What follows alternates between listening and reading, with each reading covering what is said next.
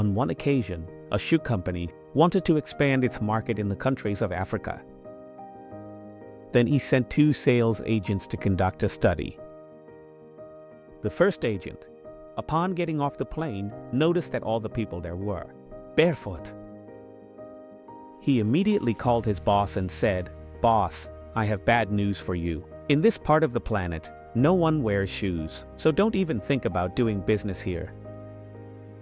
The second agent similarly observed, upon getting off the plane, that no one was wearing shoes. Then he called his boss and said, "Boss, I have excellent news for you. In this part of the planet, no one wears shoes. Come right now because we are going to become millionaires."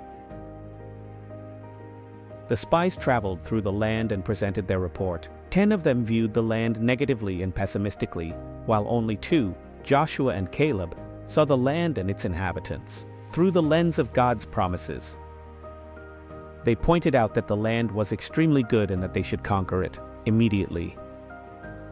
The other 10 spies, 2001, were pessimistic and looked at life from a human perspective that leads to defeat. They said, "They are bigger than us. They will devour us. We are very insignificant." We often face the same fears that those 10 spies experienced.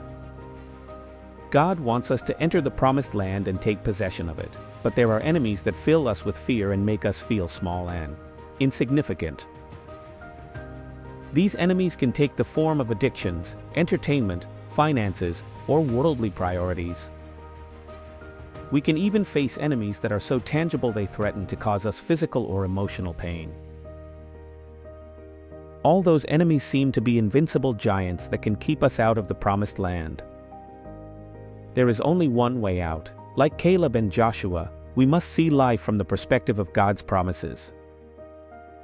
We must take stock of how many times God has delivered us in the past. Without a clear vision of who you and I are in Jesus Christ, every enemy seems to be an invincible giant.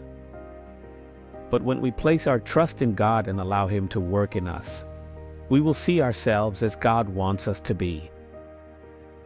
These are words of life. Caleb commanded them to be silent. We are going to conquer this territory. We can do it. Numbers 13 and a half.